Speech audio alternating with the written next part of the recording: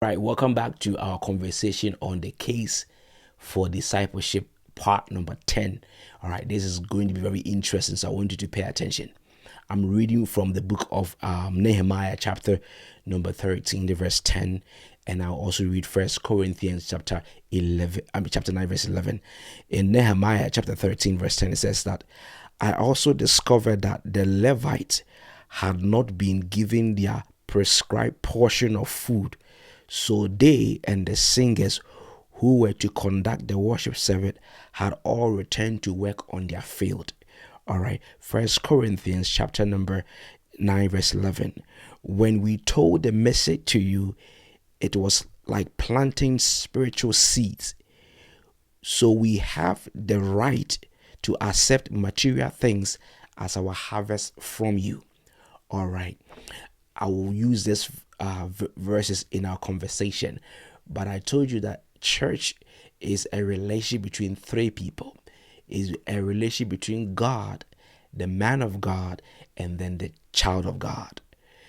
Church is a relationship between three people: God, the man of God, and the child of God. Right? And it is clear that the statement "man of God" has man and God in it. The God part is free, but the man part needs to be paid for. Do you see that? In the verse I read, it shows that everywhere a pastor does the work, the correct response that can sustain pastoral work is that they receive financial harvest back. So when financial harvest ceases, there will not be pastors at all. And so in Nehemiah, when the financial harvest ceased, then there was no pastor in the building. So because it's not just a God, but a man of God, the man component must always receive financial harvest if a pastor is going to exist. You understand that? So in this tripart relationship, the only way to keep a pastor in the equation is to keep money in the equation. If you take money out of this three equation, there will not be any pastor. All right, so you understand that. So the pastor's need in the equation is that money must be in it to sustain the man in the man of God. Do you understand that? All right. So with that said, it gets even challenging because now Paul says we only gave you the word and now we have to receive financial harvest back. But today, most friends I know, pastors I know, they are not only even giving just the word, but they are giving their finance, they are investing a lot of money into the ministry they do. So that means that they deserve double portion. Not only do they deserve that they get money for being a pastor, but also deserve that their investment also pay off. So in this tripart relationship, the man of God in the equation must make sure that what he's doing is financially prosperous.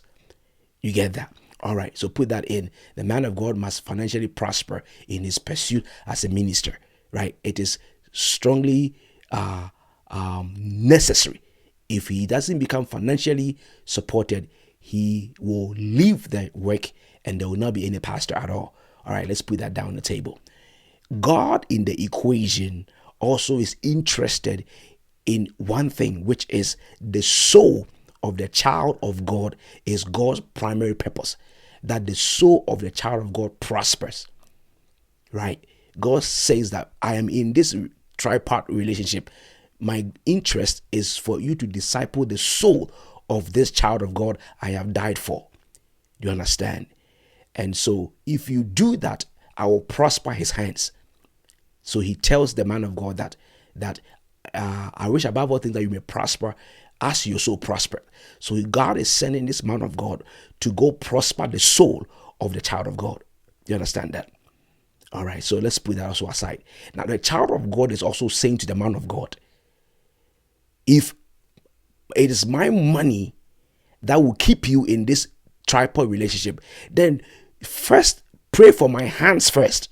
Let my hands prosper, not my soul.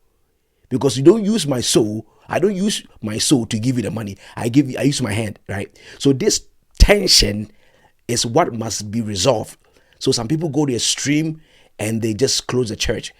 And some people also go extreme and they just forget about the soul. And every prayer is like, if you pray for me, for my business to go well, oh, Pastor, my tithe to be big. You understand? So this realistic tension is what is becoming very challenging for some pastors to balance it so that discipleship can happen. Because here's the case that God is interested in me building the soul of the child, but the soul of the child is not what pays me as a pastor. It is his hands, right? So it's a tension. So that tension is what some pastors are able to resolve and some are not able to resolve, but it's realistic on the ground. All right, we'll continue part 11 tomorrow.